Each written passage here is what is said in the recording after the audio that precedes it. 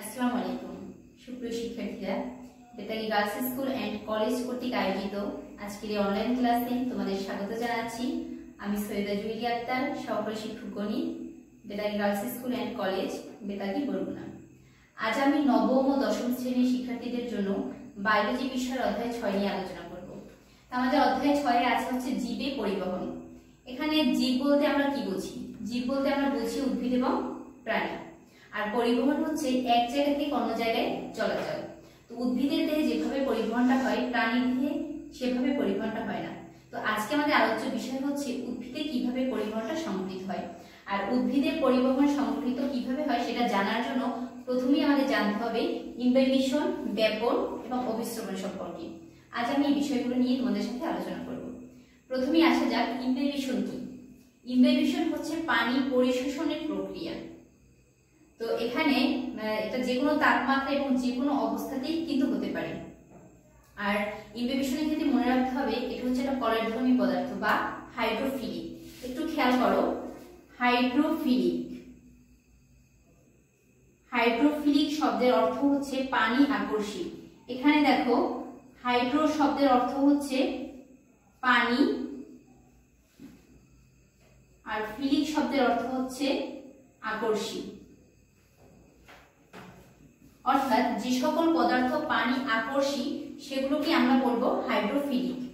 Hydrophilic পদার্থ যেমন হচ্ছে আমাদের টিস্যু পেপার, এগুলো কিন্তু হাইড্রোফিলিক পদার্থ, কারণ হচ্ছে এরা খুবই পানি প্রিয় হয়। তো ইনভাইভেশনের সংজ্ঞাটা আমরা কি দিতে পারি? ইনভাইভেশনের সংজ্ঞাটা হচ্ছে যে কোনো তাপমাত্রায় এবং যে কোনো অবস্থায় পানি পরিশোষণের প্রক্রিয়াটিকে আমরা বলবো ইনভাইভেশন। তোমাদের ইনভাইভেশনের ক্ষেত্রে দুটো কথা মনে রাখতে হবে, সেটা হচ্ছে এটা কলয়ধর্মী এবং এটা শুকনো বা আধা শুকনো পদার্থ যারা পানি পরিশোষণ করে। এবার আসা যাক ব্যাপন কি।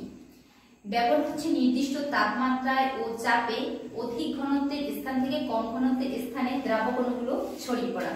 দেখো এখানে এটাকে যদি আমরা ভাবি যে বেশি ঘনত্বের দ্রাবক অণু, বেশি ঘনত্বের দ্রাবক অণু থেকে এটা এখানে ছড়িয়ে পড়ছে, এটা হচ্ছে কম ঘনত্বের দ্রাবক অণু।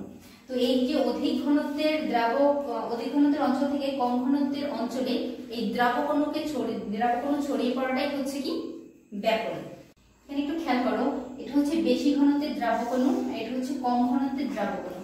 তো এই বেশি ঘনত্বের দ্রাবক অণু যখন কম ঘনত্বের অঞ্চলে ছড়িয়ে পড়ে, এটা কিন্তু স্বতঃস্ফূর্ত ভাবে ঘটে। তো স্বতঃস্ফূর্ত ভাবে এই ছড়িয়ে পড়াটা কি আমরা বলবো ব্যাপন। তো ব্যাপনে অনেকগুলো বিষয় তোমাদের খেয়াল রাখতে হবে। সেটা হচ্ছে নির্দিষ্ট তাপমাত্রা, এটা মাধ্যম, পদার্থটার ঘনত্ব, বায়ুর চাপ। কারণ হচ্ছে যে পদার্থটা ব্যাপিত হচ্ছে তার ঘনত্ব যদি বেশি হয়, ব্যাপনের হার কিন্তু বাড়বে। আবার যে মাধ্যমে ব্যাপনটা হচ্ছে, যে মাধ্যমে ব্যাপিত হচ্ছে, সেই মাধ্যমের ঘনত্ব যদি তোমার বেশি থাকে তখন কিন্তু ব্যাপনের হারটা কমবে। ঠিক একইভাবে তাপমাত্রা বাড়লে ব্যাপনের হার বাড়বে। তো এক্ষেত্রে তোমাদের মনে রাখতে হবে যে ব্যাপনের নিয়ন্ত্রণকারী কিছু প্রভাবক আছে। তো সেই প্রভাবকগুলো কি কি?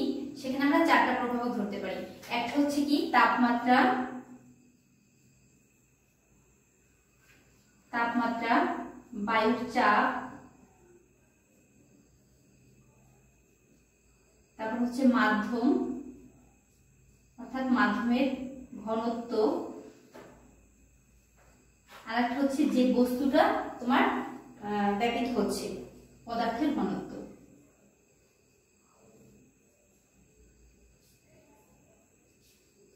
এরা হচ্ছে ব্যাপনের নিয়ন্ত্রণকারী প্রভাবক। এবারে আসো অভিস্রবণ কি। অভিস্রবণ হচ্ছে ঠিক ব্যাপনের বিপরীত দিক। অর্থাৎ ব্যাপনে আমরা বলেছিলাম যে উচ্চ ঘনত্বের স্থান থেকে বা অধিক ঘনত্বের স্থান থেকে কম ঘনত্বের এলাকায় ছড়িয়ে পড়া, আর অভিস্রবণ হচ্ছে ঠিক তার উল্টো, অর্থাৎ কম ঘনত্বের স্থান থেকে বেশি ঘনত্বের স্থানে ছড়িয়ে পড়া। একটু খেয়াল করো, আমি যদি চিন্তা করি এটা হচ্ছে বেশি ঘনত্বের দ্রবণ আর এটা হচ্ছে কম ঘনত্বের দ্রবণ। তো কম ঘনত্বের দ্রবণ থেকে বেশি ঘনত্বের দ্রবণে যদি দ্রাবক অণুসমূহ ছড়িয়ে পড়ে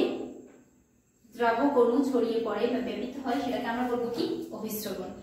তো এখানে দেখো কম ঘনত্বের দ্রবণ আর বেশি ঘনত্বের দ্রবণের মাঝখানে আমি একটা পর্দা দিয়ে রেখেছি, দেখেছো? তো এই পর্দাটাকে আমরা কি বলবো? এই পর্দাটাকে আমরা বলবো বৈষম্য ভেদ্য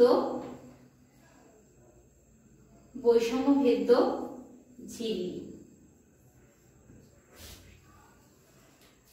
এখন অভিস্রবণের একটা ভালো উদাহরণ আমরা দিতে পারি, সেটা হচ্ছে কিসমিস। অথবা তোমরা অনেকে হয়তো পিং পং বল দেখেছো। পিং পং বল যদি তোমরা ভিজিয়ে রাখো বা কিসমিসে যদি ভিজিয়ে রাখা হয়, দেখা যাবে সেটা কিছুক্ষণ পর ফুলে উঠবে। তো এখানে হচ্ছে কি, সে পানিটা শোষণ করে নিচ্ছে, অর্থাৎ এটা হচ্ছে কম ঘনত্বের দ্রবণ থেকে বেশি ঘনত্বের দিকে দ্রাবকণটা ব্যাপিত হচ্ছে। তো অভিস্রবণের সংজ্ঞাটা আমরা কি দিতে পারি? অভিস্রবণের সংজ্ঞাটা আমি দিতে পারি, একই তাপমাত্রা ও বায়ুমণ্ডলীয় চাপে একই দ্রাবক বিশিষ্ট দুটি ভিন্ন ঘনত্বের দ্রবণ যদি একটি বৈষম্য ভেদ্য ঝিল্লি দ্বারা পৃথক করা থাকে, তাহলে কম ঘনত্বের এলাকা থেকে দ্রাবক অণু বেশি ঘনত্বের এলাকায় ব্যাপিত হওয়াকে আমরা বলবো অভিস্রবণ। তো শিক্ষার্থী বন্ধুরা, আজ এ পর্যন্তই। আবার দেখা হবে পরবর্তী ক্লাসে। সে পর্যন্ত সবাই ভালো থাকো, সুস্থ থাকো, নিরাপদ থাকো। ধন্যবাদ সবাইকে।